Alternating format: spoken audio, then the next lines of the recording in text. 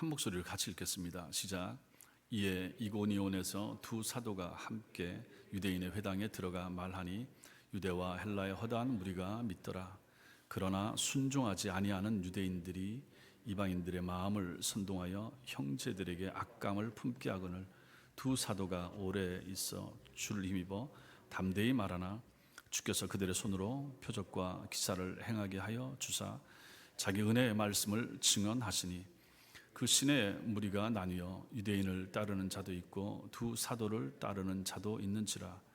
이방인과 유대인과 그 관리들이 두 사도를 모욕하며 돌로 치려고 달려드니 그들이 알고 도망하여 루가오니아의 두 성 루스드라와 더베와 그 근방으로 가서 거기서 복음을 전하니라.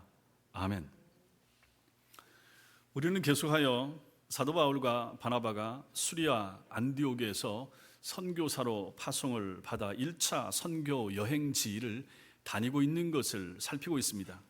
구브로라고 하는 섬에서 시작하여 더베를 지나서 높은 산맥 타우루스 산맥을 넘어서 소아시아 지역에 있는 비스디아 안디옥에 이르러서 거기서 회당에 들어가 복음을 전하고 유대인들이 받아들이지 않고 핍박하자 옮긴 지역, 거기가 바로 이고니온이 되는 것입니다. 이게 이제 오늘 14장에 나오고 있죠.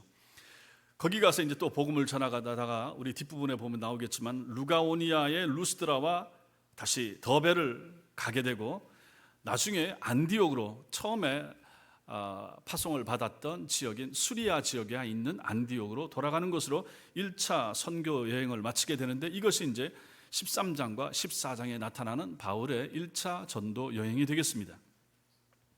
오늘 본문은 이고니온에서 전도를 하다가 이제 그곳 사람이 돌로 치려고 하니까 또 다른 지방 루가오니아로 가는 장면까지를 기록합니다. 두 사도가 여기서 오랫동안 복음을 전했다고 하는 것으로 보아서 이고니온에서는 그래도 상당한 시간 동안 머문 것으로 볼 수 있습니다. 이고니온이라고 하는 지역은 지금의 터키 지방 남서쪽에 있는 코냐라고 하는 도시인데 교통의 요충지입니다. 제가 밴드에다가 이고니온에 대한 그 성지 순례 영상을 올려놨으니까 한 번씩 보시기 바랍니다. 사도 바울이 2차 전도 여행 때도 들렀고 거기서 중요한 사람 디모데를 만났으며 거기에 교회를 세운 곳이 되겠습니다. 지금은 이 이고니온이 안타깝게도 초대교회의 흔적만 남은 채 무슬림들이 자리를 잡고 있는 지역이 되고 말았습니다. 이 오늘 1절부터 7절까지 이 본문을 우리가 함께 나눌 때도 하나님의 성령께서 여러분과 저에게 깨닫는 은혜를 주시길 바랍니다. 먼저는 바울이 그리고 바나바가 전한 메시지는 똑같다. 앞에 13장에서 전한 내용하고 지금 14장에서 전하고 있는 메시지가 똑같다 하는 것입니다. 사도 바울과 바나바가 비스디아 안디옥의 회당에 들어가서 설교한 것을 13장에서 계속 살펴보았습니다. 그곳에서 이제 피해서 박해하니까 힘들게 하니까 못 살게 보니까 피해서 도망온 것이 이고니온이고 여기서도 이들이 뭘 합니까? 이 바울과 바나바는 제일 먼저 회당을 들어갑니다. 유대인들의 회당, 거기 들어가서 말씀을 전하게 되는 거죠. 2000년 전을 생각을 해보십시오. 그 당시 지금 이 지역들마다 가는 곳마다 두 부류의 사람들을 우리가 꼭 봐야 됩니다. 누가 보입니까? 유대인들이 보입니다. 또 누가 보입니까? 이방인들이 보입니다. 그 이방인들은 헬라인들이라 이렇게 부르는 거죠. 그래서 어느 지역을 가든지 지금 이 당시에는 유대인과 흩어진 유대인들과 그 다음에 헬라인들, 이방인들이 같이 있는 거죠. 이들이 비록 로마 제국이라고 하는 한 지붕 아래서 살고 있지만 그들은 여러 면에서 달랐고 아주 많이 차이가 나던 사람들입니다. 이들의 언어가 달랐죠. 문화가 달랐죠. 관습이 다르죠. 전통 당연히 다르죠. 그러다 보니까 사고방식까지도 다 달랐던 사람들이 바로 유대인과 이방인들, 유대인과 헬라인들이었습니다. 특히 유일신 여호와를 믿었던 유대인들과 다신교를 믿는 헬라인들은 종교적인 면에서는 완전히 달랐다, 상극이었다 이렇게 볼 수 있습니다. 이처럼 극과 극에 있었던 이러한 헬라인과 유대인의 허다한 무리들이 오늘 말씀해 보니까 사도 바울로부터 전해 들은 복음을 듣고 그들의 마음을 열고 그 복음을 받아들였다 하는 것입니다. 우리는 늘 이런 말씀을 보고 들으니까 당연히 그렇겠지 생각할 수가 있지만 결코 쉬운 일이 아닙니다. 헬라인들과 유대인들이 함께 마음 문을 열고 복음을 이렇게 쉽게 받아들이는 것이 어려운데 지금 이 일이 일어나고 있다는 거죠. 그래서 1절 말씀에 그걸 보여줍니다. 이고니온에서 두 사도가 함께 유대인의 회당에 들어가서 말하니까, 복음을 전하니까 유대와 헬라의 허다한 무리가 믿더라. 역사와 삶이 완전히 달랐던 이들이 동일한 복음을 받아들이고 믿는다는 것은 놀라운 일인데 이 일이 지금 일어나고 있다 하는 것이죠. 이런 이들의 믿음의 이유, 이게 어떻게 가능하지? 이게 받아들이기 쉬운 일이 아닌데 왜 이런 일이 일어나는가? 이런 믿음의 이유, 신앙을 갖게 되는 이유가 무엇입니까? 이게 바로 복음의 우주성, 복음의 보편성 때문이라 이렇게 말합니다. 구원의 보편성, 하나님의 복음, 하나님의 구원은 누구에게 특정되어 있는 게 아니라 하는 것입니다. 유대교가 잘못된 것은 유대교 우리만 선민이고 우리만 하나님을 알고 우리만 구원받는다 이 생각을 가지고 있었고 이것을 잘못 가지고 있었고 이것을 잘못 전했던 것입니다. 그러나 복음은 그렇지가 않았다. 바울이 전하는 복음은 달랐다 하는 것입니다. 천하 만물과 천하 만민을 창조하신 하나님의 말씀이 인간의 피부색, 나라, 출신 지역에 상관없이 모든 인간에게 보편성을 지녀야 한다. 당연한 거 아니겠습니까? 우리가 예수를 믿는 것처럼 아프리카 사람들도 믿어야 되고 서양 사람들도 마찬가지고 무슬림 중에서도 택한 사람들이 나와야 되는 거죠. 이게 바로 복음의 보편성이라 하는 거죠. 차별이 없습니다. 말레이시아 선교사님, 인도 선교사님, 그분들이 계신 지역에 있는 그러한 분들도 예수를 믿게 되는 것, 그 선교 보고를 듣잖아요. 무엇 때문입니까? 복음의 보편성, 구원의 보편성 때문에 그렇다 하는 것입니다. 남녀노소, 빈부귀천, 막론하고 모든 사람을 구별 없이 품는 구원의 보편성을 지닌 보편적인 교회만이 참된 교회라 부를 수 있습니다. 우리가 이걸 공부를 배웠습니다. 보편적인 교회, 하나밖에 없는 교회, 눈에 보이는 교회, 지상교회. 그래서 복음은 모든 사람의 것이다, 이것을 말씀을 드렸습니다. 구원이 유대인이나 이방인이나 복음을 영접하는 사람에게 차별 없이 주어지지만 모든 사람이 다 구원을 얻을 수 있는 것은 아니라 하는 것을 우리가 지난 시간에도 배웠습니다. 구원의 소식은, 복음이 전해지는 것은, 전도하고 선교하는 것은 만민에게 주어지는 것이지만 그 소식을 듣는 만민이 다 예수를 믿게 됩니까? 아니죠. 만인이 누릴 수 있는 은총은 아니라 하는 것이죠. 그 사람들 가운데서 일부만 돌아오게 되는 것입니다. 구원은 오직 하나님에 의해서 주권적으로 택함받은 사람만의 것입니다. 여러분과 저는 누가 택함받은 사람인지 알 수가 없지만 무엇을 통하여 우리가 짐작을 할 수가 있습니까? 구원을 들은 그 사람의 반응을 통하여 어느 정도는 알 수 있다 하는 것이죠. 이걸 우리가 지난 시간에도 계속 살펴보았습니다. 복음에 대한 그의 반응을 통하여 그 사람이 선택된 사람인지 유기된 사람인지 어느 정도는 가늠을 할 수 있다 하는 것입니다. 이처럼 마귀가 왕 노릇하는 이 세상에서 전도 사역이 방해 없이 진행되는 경우는 없습니다. 이러한 복음이 전해지는데 거저 쉽게 아무나 복음을 받아들이는가, 그렇지가 않더라는 것입니다. 항상 방해가 있었고 항상 장애물들이 있었다 하는 것을 오늘 말씀도 우리에게 보여줍니다. 그래서 이 무리들은 급기야 사도들을 모욕하고 돌로 치고자 해서 루가오니아로 도망가야만 한다 하는 내용이 저 뒷부분 6절 7절에 보면 나옵니다. 그리고 저 뒤에 19절을 가보시면 바울이 전도하다가 그 사람들에게 돌에 맞아서 죽은 것처럼, 죽은 사람처럼 될 정도까지 돌에 맞는 경우도 생겼습니다. 박해가 점점 더 심해지는 것입니다.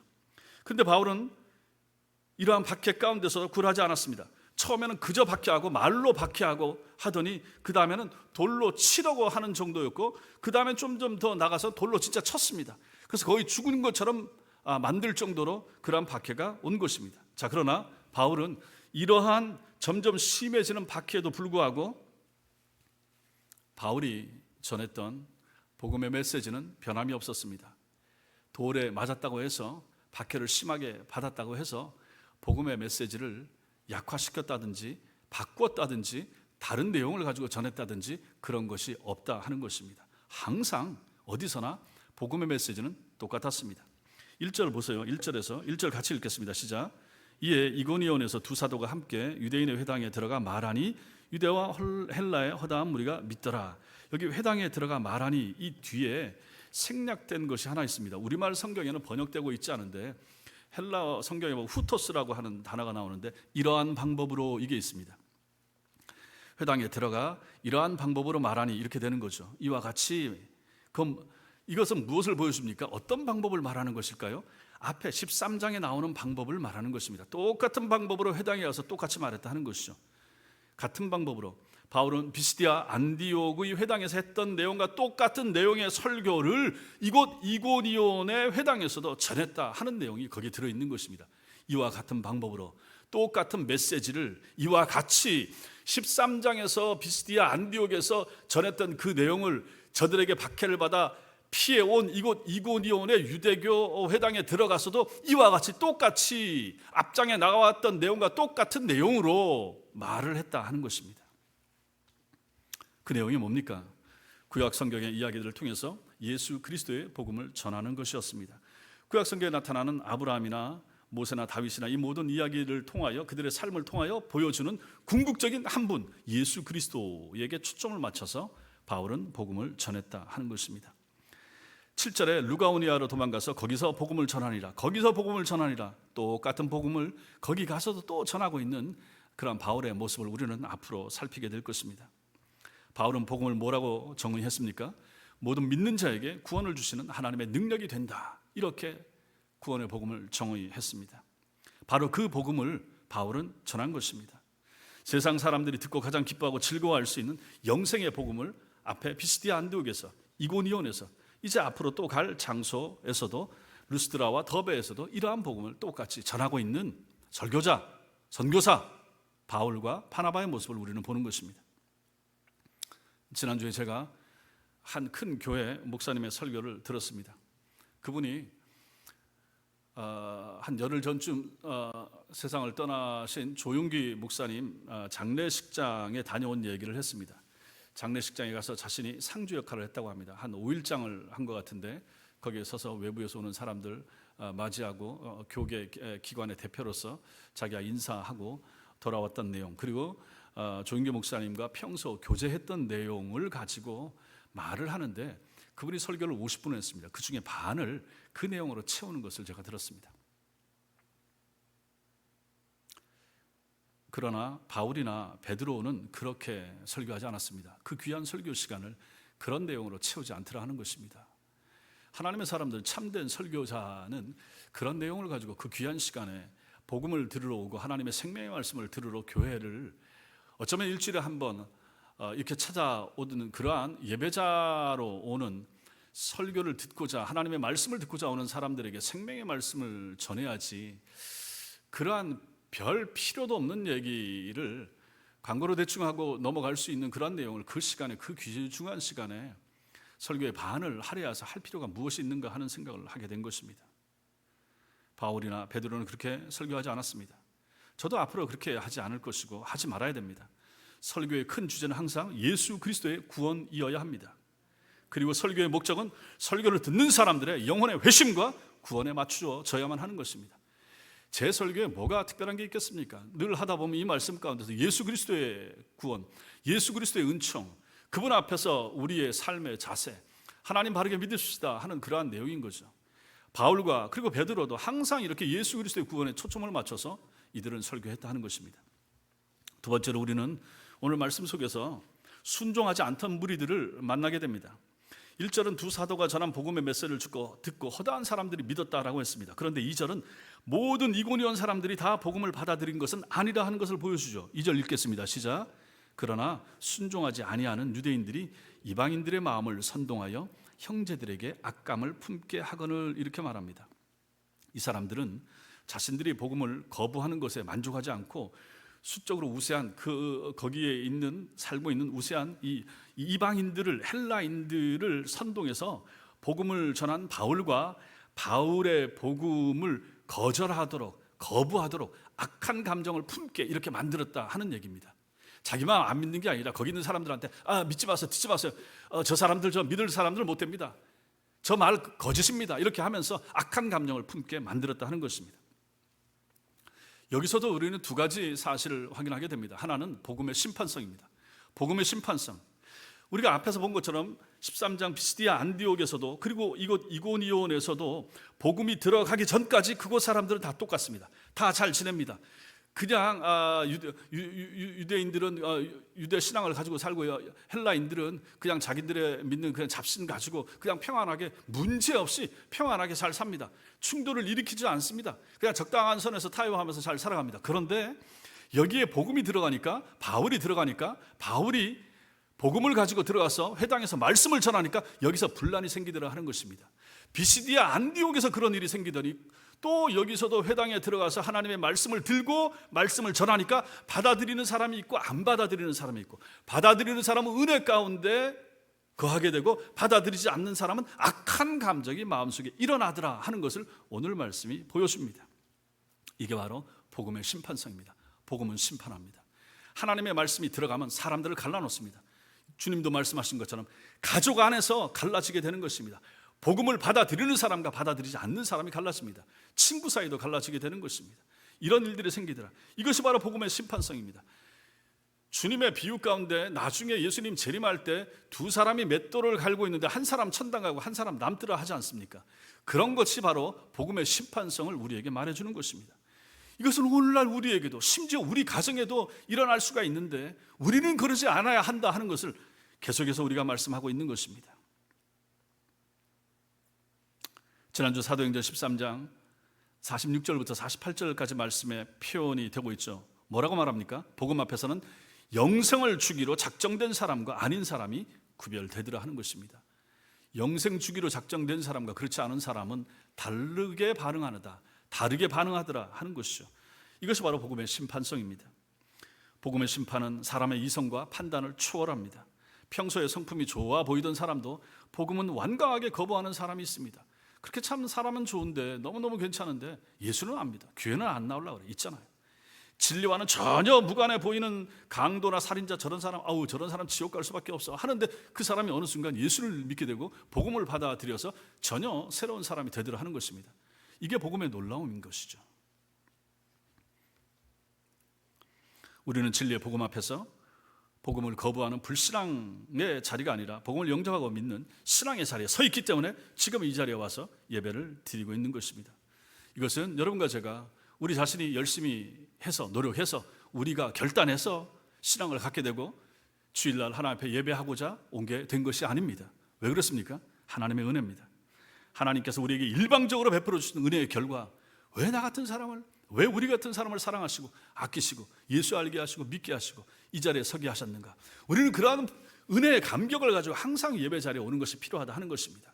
주일날 아침에 성경을 가지고 나서면서 내가 지금 교회를 가고 있다. 저 많은 사람들이 지금 놀러 가고 있고 쇼핑하러 가고 있고 다른 데 가고 있는 이러한 시간에 나는 지금 하나님의 교회로 가고 있다. 예배당에 들어서서 주여, 나 같은 사람이 예수를 알고 예수를 믿고 말씀을 듣고자 이 시간에 찾아오고 있으며 주님을 찬송합니다. 내 귀한 돈을 가지고 주님 앞에 바치고자 나옵니다. 하나님, 나 같은 죄인을 신자 만들어 주셨으니 감사합니다. 이런 감사, 이런 감격이 여러분과 저에게 있어야 한다 하는 것이죠. 매주 있어야 됩니다. 예수 믿은 지 아무리 오래됐어도 그러한 감격과 그러한 은혜가 우리 속에 있어야 우리는 참 신자의 삶을 힘있게 살게 되는 것입니다. 우리가 이 말씀에서 보는 또 하나는 뭡니까? 그것은 성경의 패턴은 항상 반복되더라 하는 것입니다. 이 일들은 항상 어디 가도 이런 일이 꼭 나타나더라 하는 것입니다. 비시디아 안디옥에서 어떤 일이 있었습니까? 유대교 지도자 무리가 사도 바울을 시기하고 반박을 했죠. 그것도 모자라서 그 사람들은 비시디아 안디옥에 살고 있는 귀부인들과 유력한 사람들을 선동해서 바울과 바나바를 박해하게 했을 뿐만 아니라 그 두 사람을 아예 여기서 우리 동네에서 나가세요. 필요 없어요. 비시디아 안디옥에서 쫓아내어 버렸습니다. 그리고 온 곳이 여기 지금 이고니온이란 말입니다. 똑같은 일이 지금 여기서도 또 일어나고 있더라 하는 것이죠. 뭐 때문에? 복음 때문에. 무엇 때문에? 복음을 전하니까 이런 일이 또 반복되더라 하는 것이죠. 복음을 거부한 유대인들은 이고니온에 이러한 이방인들을 부추겨서 악행을 저질렀고, 이곳의 이방인들을 사도 바울에게서 복음을 듣고 믿은 그리스도인들에게 악한 감정을 품는 그런 어리석은 일을 범한 것입니다. 그리고 그 후에 이 사람들이 서로 힘을 모아가지고 바울 일행을 돌로 쳐 죽이려 함으로 말미암아 이고니온에서 피해서 도망해야만 했습니다. 결국 이들은 바울 일행을 이 이고니온 자기네 동네에서 쫓아내고 말았습니다. 보십시오. 장소와 사람은 바뀌었어도 비시디아 안디옥에서 일어난 일들이 판에 박은 듯이 이고니온에서도 반복되더라 하는 것입니다. 다음에 가고 2차 선교여행, 3차 선교여행 갈 때도 똑같은 일은 계속해서 반복되는 것입니다. 이것은 오늘날이라고 다르지 않습니다. 성경 이야기는 성경의 기록이 끝난 2000년 전에 종결되고 끝난 것이 아닙니다. 성경 속에서 일어난 일은 그때로부터 1000년 지난 후에, 그리고 2000년이 지난 오늘날은 이것이 반복되고 있다. 그리고 이것은 주님이 오실 때까지 계속해서 반복될 수밖에 없는 일이라 하는 것을 우리는 여기서 알게 되는 것입니다. 그러므로 그 반복되는 성경의 이야기 속에서 여러분과 제가 어떤 삶을 사느냐, 그것이 중요합니다. 2000년 전 자신들의 이익을 위해서 진리를 짓밟고 사람들을 붙이우기던 사람들, 그들에게 조종되던 그런 어리석은 사람들의 온갖 모함과 박해와 살해 위협에도 불구하고 오직 하나님의 말씀을 붙잡고 그 말씀을 전하기 위해서 애를 썼던 이러한 바울과 바나바, 이런 사람들의 삶의 모습을 여러분과 제가 따라가는 것이 이 시대 신자의 자세라 하는 것입니다. 힘들어도 어려워도 2000년 전에도 그런 일이 있었고 1000년 전에도 있었습니다. 지금도 우리가 복음을 전하려고 하고 예수를 바로 믿으려고 하고 진리의 말씀을 가지고 살려고 하면 부딪히는 요소들이 많고 힘든 일들이 많을 것이라 하는 것입니다. 그럼에도 불구하고 포기하거나 접어서는 안 된다 하는 것이죠. 우리 역시 그 어떤 도전과 시련 속에서도 진리의 복음을 우리 삶의 목적으로 삼고 살아간다면 하나님께서는 우리를 도와주실 것이고 우리를 통해서 마침내 하나님 나라가 확장될 것이다 하는 소망을 품는 것이 필요합니다. 그런 은혜가 있게 되길 바랍니다. 세 번째로 우리가 이 말씀에서 보는 것은 사도들이 행한 표적과 기사를 좀 볼 필요가 있습니다. 3절 말씀, 3절 같이 읽겠습니다. 시작. 두 사도가 오래 있어 주를 힘입어 담대히 말하니 주께서 그들의 손으로 표적과 기사를 행하게 하여 주사 자기 은혜의 말씀을 증언하시니, 이렇게 말합니다. 이 말씀을 세번역 성경은 이렇게 옮기고 있습니다. 쉽게 옮기면 이렇게 됩니다. 두 사도는 오랫동안 거기에 머물면서 주님을 의지하여 담대하게 말하였다. 주님께서는 그들의 손으로 표징과 놀라운 일을 행하게 하셔서 그들이 전하는 은혜의 말씀을 확증하여 주셨다. 이렇게 되는 것입니다. 무슨 일이 생겼다는 말입니까? 바울과 바나바가 기적을 행했다는 거죠. 놀라운 일들을 일어나게 한 거죠. 무엇 때문에 하나님이 이 일을 일어나게 하셨다는 말입니까? 이 사람들이 전하는 말이 진짜라 하는 것을 증명해 주기 위하여 기적과 이적들을, 표적을 하나님께서 보여주셨다 하는 것이죠. 기적과 이적 그 자체가 목적이 아니고 이들이 전하는 메시지가 진짜인 것을 확인시켜 주기 위하여 이것을 하나님이 허락하셨다는 것이죠. 사도 바울과 바나바는 자신들을 대적하는 무리들의 악행과 무지의 반복에도 불구하고 이고니온이라고 하는 이 지역에서 오랫동안 머물면서 예수님의 복음을 담대히 전했습니다. 그리고 주님께서는 표적과 기사를 일으켜서 기적과 능력들로 당신께서 그 두 사도와 함께 하신다 하는 것을 증명을 해 주셨습니다. 이 사람들이 가는 곳에 말씀을 전하고 또 거기 병자나 누가 있어서 고쳐주고 능력을 행하니까 그 사람들이 믿게 되는 거예요. 그래서 저걸 보니까 정말 하나님이 저 두 사도와 함께 하는구나, 사람들이 알게 해주셨다는 것입니다.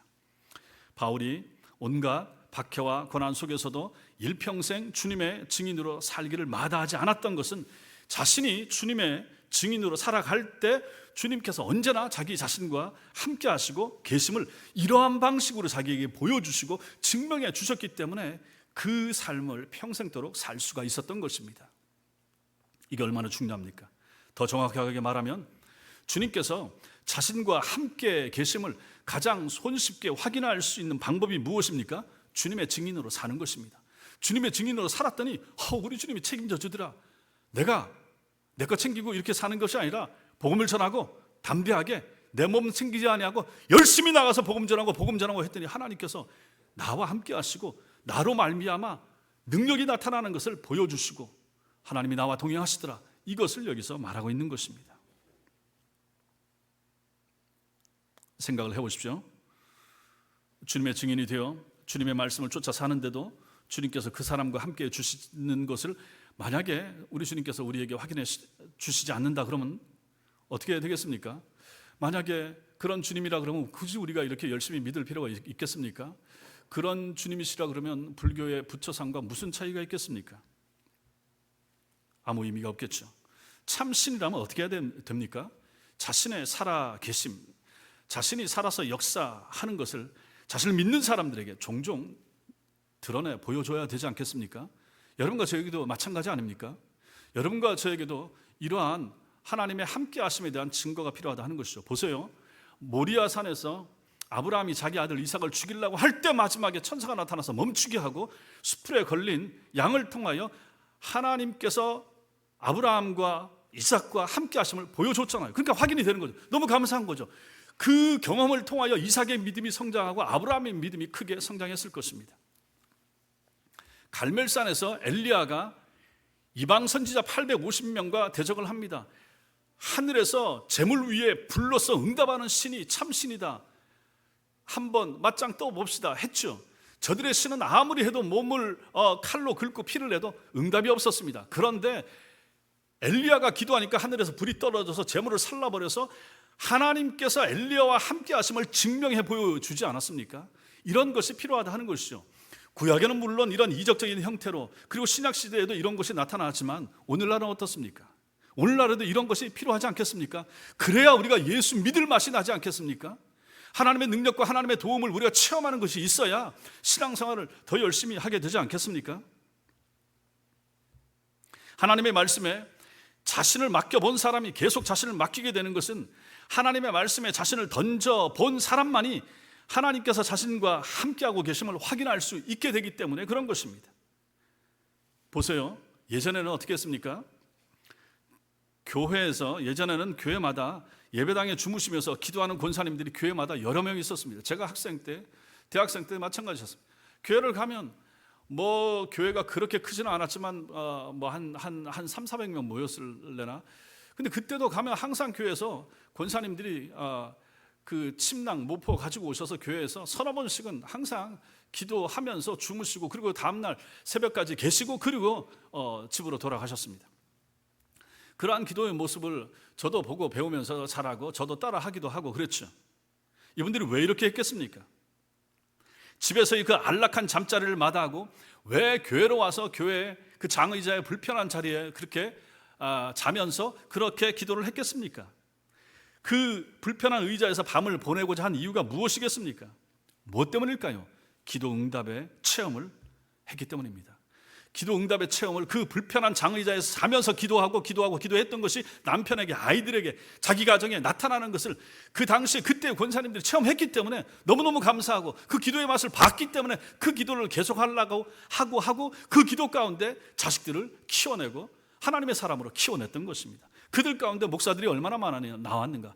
그들 가운데 뛰어난 장로와 신실한 권사님들이 얼마나 많이 나왔습니까?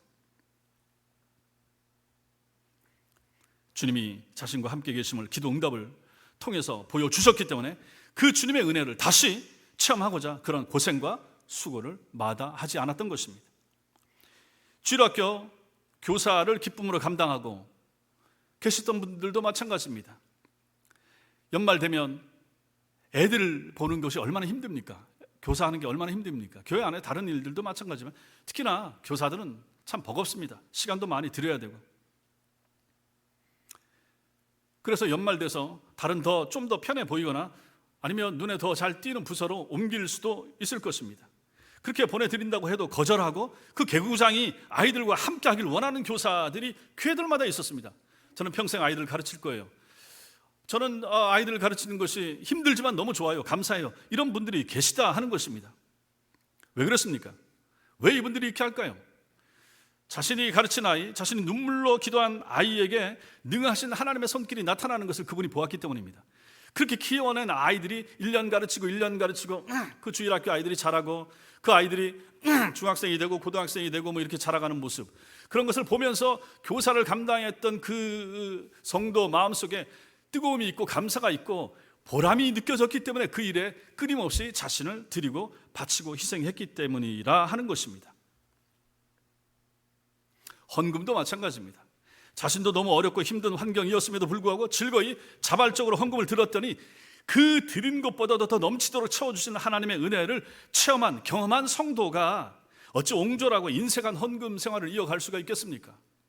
하나님 앞에 기쁨과 즐거움 가운데 드리는 사람은 교회가, 목사가 헌금 설교 많이 안 해, 자주 안 해, 사실 그렇게 얘기할 필요도 없는 거죠. 안 그렇습니까? 하나님 앞에 드렸더니 야, 내가 드린 것보다도 하나님께서 갑절로 채워주시고, 그때는 너무 어려워서 갈등도 있었지만 드리고 났더니 몇 년 후에 하나님께서 넘치도록 우리 가정에 물질의 복을 이렇게 부어주셨다. 아니, 주변에 여러분들도 마찬가지로 간증하지 않았습니까? 보지 않았습니까? 그런 사람들이 헌금하는 걸 아까워하겠습니까? 11조의 은혜를 경험한 사람, 헌금의 재미를 체험한 사람, 직분에 헌신하고 충성해 본 사람, 한 영혼을 품고 간절히 기도하여 영적인 해산을 경험한 사람, 간절하고도 오랜 기도가 응답되는 것을 체험한 사람, 이들은 그 후로도 그와 같은 일에 자신을 계속하여 던지게 되는 것입니다. 주님이 함께 하심의 은혜를 그 일을 통하여 체험했기 때문에 그 일을 멈출 수가 없는 것입니다. 그런 분들이 교회 안에 있게 되는 거죠. 그런 분들이 교회에서 중직자가 되는 거예요. 그런 분들로 말미암아 하나님의 교회가 이만큼 유지되어 온 것이고, 우리 천성교회도 마찬가지인 것입니다. 그 사람들 때문에 지금 우리 천성교회가 이만큼 지내오게 되었다 하는 것입니다. 그렇다면 우리도 마찬가지 아닙니까? 앞으로도 그 일을 하셔야죠. 앞으로도 하나님에게 자기 자신을 던지는 거죠. 내 몸을 던지고, 내 시간을 던지고, 내 정성을 던지고, 내 돈까지 던져서 하나님이 한번 사용해 보세요.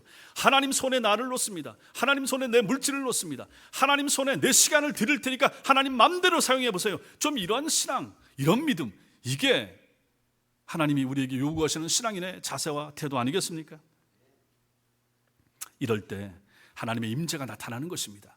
하나님 말씀에 자기 자신을 던지는 사람에게 주님이 함께 해 주셔야 당연하죠. 그래야 은혜가 되고, 그래야 힘내서 더 일을 할 거 아니겠습니까? 열심히 시간 들이고 몸 들이고 돈 들였는데 은혜가 안 나타나고 도우심이 안 나타나고, 하나님의 함께 하심과 돌보아 주심과 하나님의 사랑의 은총이 안 나타나면 그 힘이 빠져서 어떻게 감당하겠습니까? 그래서 우리의 연약함을 아시는 하나님께서 도와주신다 하는 것이죠. 이런 능력을 체험하지 못하는 건 뭡니까? 안 들여서 그런 거예요. 안 바쳐서 그런 거예요. 시간을 들이지 않고, 정성을 들이지 않고, 몸을 들이지 않고, 그냥 나를 위하여 아끼고 나를 위하여 챙겨두니까 하나님의 역사와 능력과 도우심을 생활 가운데, 삶 가운데, 가정에서 우리는 체험하지 못하는 것입니다. 하나님 앞에 자신을 드림으로 말미암아 임재하시는 하나님, 우리와 함께 하시고 도우시는 하나님을 체험하는 여러분과 제가 되시기 바랍니다. 마지막으로 우리는 이 말씀 가운데서 고난당하는 전도자들을 좀 봐야 됩니다. 4절 말씀에서 우리는 바울과 바나바가 이고니온에서 복음을 전할수록 복음을 거부하고 바울과 바나바를 핍박하는 유대인 편에 서는 사람들과 반대로 복음을 받아들이고 사도 바울과 바나바의 편에 서는 사람들이 확연하게 갈라지고 있다 하는 것을 보게 됩니다. 5절에서는 복음을 거부한 유대인들은 마침내 최후의 수단을 동원하고 있죠. 그들은 이고니온 관리들까지 끌어들여서 바울과 바나바를 돌로 쳐 죽이려고 합니다. 그리고 이제 6절 7절에 이 사실을 알아챈 바울과 바나바가 도망가고 있다 하는 것을 기록하고 있죠. 바울과 바나바는 어쩔 수 없이 이고니온에서 피신하여 루스드라와 더베를 찾아가서 거기서 또다시 복음을 전하게 됩니다. 이고니온에서 복음을 거부한 유대인들이 이방인들을 선동하고 관리들까지 끌어들여서 바울과 바나바를 돌로 쳐 죽이고자 하고 있는데, 만약에 이들이 이렇게 하지 않았다면 바울과 바나바가 이렇게 이고니온을 쉽게 떠나지 않았을 것입니다. 굳이 루스드라 찾아가지 않았을 것입니다. 바로 여기서 우리는 하나님의 놀라운 신비한 섭리를 보게 됩니다. 다음 시간에 우리가 보게 되겠지만은 이때 바울이 루스드라를 찾아가게 되죠. 다음 부분에 나오는데 거기 가서 뭘 합니까?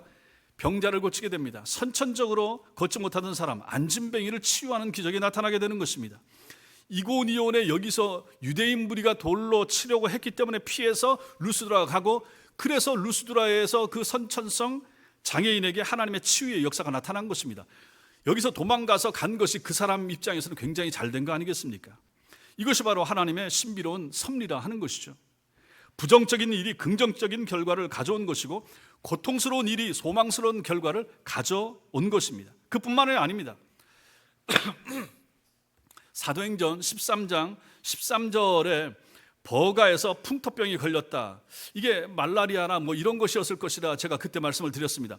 풍토병에 걸려서 바울이 거기서 전도를 하지 못하고 몸이 너무 많이 안 좋기 때문에, 그래서 지역이 고산지대로 올라가면 병이 낫는다고 하는 그러한 마음들이 있었고, 그렇기 때문에 그 타우루스 산맥을 넘어서 지금 이곳 갈라디아 지방인 이 비시디아 안디옥까지 그 고산지대로 올라간 것을 제가 말씀을 드렸습니다. 그래서 이 갈라디아 지역의 이 비시대 안디옥을 찾아갔고 결국은 이 지역이 갈라디아 지역인데 여기서 방문했다가 돌아간 것 때문에 나중에 갈라디아서 서신을 기록하게 됐다 말씀을 드렸습니다. 풍토병이 걸렸기 때문에 그 지역에 있지 못하고 옮겨가서 갈라디아 지역에 가고 이 지역을 방문한 그것 때문에 나중에 갈라디아서를 기록하게 된 것이죠. 갈라디아서는 바울로부터 복음을 영접한 갈라디아 땅에 그리스도인들에게 보낸 율법으로부터의 자유와 해방을 선언한 바울의 놀라운 편지 아닙니까? 지금으로부터 504년 전 독일의 마르틴 루터가 갈라디아서를 통해서 깨달음을 얻고 당시 부패한 중세 카톨릭 교회의 모든 모순과 굴레로부터 자유를 얻고 종교개혁을 시작할 수가 있었던 것입니다.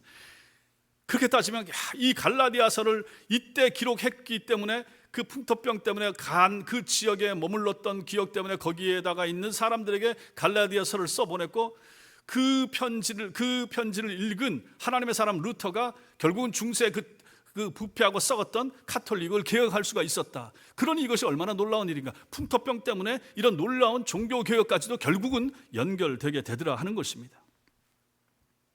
이건 루스드라에서도 마찬가지입니다. 이제 간 이 루스드라 지역, 바울이 2차 전도의 여행 때 다시 이제 이고니온에서 도망가서 간 지역이 루스드라입니다. 근데 이 루스드라 지역에 이제 다시 안디옥으로 돌아갔다 두 번째 이제 15장 지나서 16장에 이제 2차 전도 여행을 하는데 이때 와서 누구를 만나느냐? 여기서 디모데를 만나게 됩니다. 디모데를 만남으로 인해서 훗날 어떤 성경이 기록되게 됩니까? 디모데 전서와 후서가 기록되게 되는 거죠. 교회를 이끌고 있는 목회자이가 그리고 우리 개개인이 어떻게 주님의 몸된 교회를 바르게 세워 나가야 되는지, 우리의 코끝에서 호흡이 멎는 순간까지 우리가 어떻게 참된 신앙인의 자세와 마음을 지킬 수 있는지를 가르쳐 주는 성경, 이것이 디모데 전서와 후서입니다. 이 중에서 디모데 전서 4장 16절 같이 읽겠습니다. 시작. 내가 내 자신과 가르침을 살펴 이 일을 계속하라. 이것을 행함으로 내 자신과 내게 듣는 자를 구원하리라. 이것은 제 목회 모토가 되는 성경 구절입니다. 저는 이 말씀 붙잡고 목회를 하는 거죠. 내가 내 자신과, 저한테 하는 말씀이죠. 내가 내 자신 살펴, 저 자신을 끊임없이 살펴야 되는 거죠. 그리고 가르침을 살펴, 네가 가르치는 가르침을 살피라 하는 것이죠. 우목사, 네가 가르치는 가르침이 바른 가르침인지 계속 살펴라. 그리고 이 일을 계속하라. 너 자신도 살피고 네가 바르게 가르치는 데도 살펴라. 이것을 행함으로, 계속해서 행하면 어떤 결과가 나타나는가? 내 자신을 구원하리라. 그리고 내게 듣는 자를 구원하리라. 얼마나 복된 말씀입니까? 이 말씀을 잘 전하고 저 자신도 살피고 하면 저 자신도 구원에 이르게 될 것이고 결국은 제게 듣는 우리 천성교회 교인들도 구원하게 되리라. 이 말씀이 되는 것이죠. 이 말씀을 누가 줬습니까? 바울이 디모데에게 준 것이고 그것이 바로 지금 이고니온에서 도망간 지역에서 나중에 디모데를 만남으로 말미암아 이 말씀을 하게 됐다 하는 것입니다. 고난이 오히려 유익이 된 거죠. 아픔이 오히려 진주가 되고 있는 모습을 우리는 여기서 보게 되는 것이죠. 이 말씀 때문에 또 저 같은 작은 목회자도 도전을 받아서 목회 잘하겠습니다 하는 그러한 도전을 받게 됐으니 이고니온에서 도망가서 루스드라로 가게 된 것이 얼마나 하나님 앞에서 여러 가지 유익인가를 우리가 보는 것입니다. 사랑하는 성도 여러분, 세월은 흘러도 복음 진리는 변함이 없습니다. 시대는 바뀌어도 예수 신앙을 통한 구원은 바뀌지 않아야 합니다. 아이에게나 어른에게나 한국에서나 미국에서나 복음의 핵심은 동일해야 합니다. 지금 전 세계적으로 유행하는 한국 드라마 오징어 게임 속에, 저도 안 봤습니다. 유튜브에서 뭐 간략하게 나와 있는 것만 좀 봤는데 거기 묘사되는 기독교인들의 모습, 이것이 지금의 불신자들이 교회와 교인을 보는 관점입니다. 그들은 교회와 교인을 극도로 이기적인 인간으로 묘사하며 싫어하고 조롱하고 있습니다. 여러분들 한번 보십시오. 저도 한번 찾아서 좀 자세히 볼 생각입니다. 거기 나오는 기독교에 대한 묘사와 기독교인들의 묘사는 아주 부정적입니다. 그것은 감독의 생각이고 그리고 이 시대의 사람들의, 불신자들의 생각이라 이렇게 봐야 될 것입니다. 그리고 그 시대를 여러분과 제가 지금 살고 있습니다. 그 사람들은 기독교인들을 싫어하고 교회를 싫어하고 교회를 조롱합니다. 기본적으로 세상은 복음을 거부합니다. 이고니온의 이 불순종하던 이러한 무리들처럼 2000년이 지난 지금도 사람들은 복음과 참 진리를 거부하고 무시하고 조롱하죠. 물론 교회가 잘못하고 목사들이 잘못한 것이 있기 때문에 이렇게 되긴 하지만은 어쨌든 세상이 교회를 향한 사람들의 생각이 이렇다는 것입니다. 이런 세상 앞에서 여러분과 저는 권능 있는 제자의 삶을 보여주는 것이 필요합니다. 하나님이 우리와 그리고 우리 교회와 함께 하심을 여러분과 저 우리의 경건한 삶을 통해서 보여주는 것이 필요합니다. 하나님이 함께 하시고 하나님이 도우시기에 합당한 성도다운 삶을 우리가 먼저 살아내는 것이 필요합니다. 우리가 경건하고 우리가 의롭고 우리가 바르게 살아야 하나님 우리와 함께 하시고 우리 기도를 하나님 들으시고 응답하지 않겠습니까? 삶은 엉망으로 살면서 희생과 헌신 없으면서 기도만 한다고 하나님이 들어주시겠습니까? 아닌 거죠. 이러한 삶에 고통이 따르고 위기가 닥치고 시험이 있을 수 있겠지만 인내로 여러분과 저는 승리할 수 있어야 됩니다. 위기 없는, 고난이 없는, 핍박이 없는, 박해가 없는 신앙생활 없습니다. 가정에서도 마찬가지고 직장에서도 마찬가지고 주위에서도 마찬가지고 세상에서도 놀리고 조롱하고 참 진리는 빛나기 때문에 비치기 때문에 어둠이 항상 대적하고 싫어하고 멸시하는 것입니다. 이것을 이상하게 생각할 필요 없습니다. 그럼에도 불구하고 우리는 빛다운 삶을 사는 것이 필요하고 소금된 성도의 삶을 살아내는 것이 필요한 것입니다. 지상교회는 항상 마귀의 거친 도전을 받으며 성장해 왔습니다. 성도의 안식처는 땅 위에 없습니다. 천국에 있다 하는 것을 기억하면서 이 복음의 행진을 멈추지 않는 신실하고 충성스러운 우리 천성의 식구들 다 되시기를 주님의 이름으로 축원합니다. 기도하겠습니다.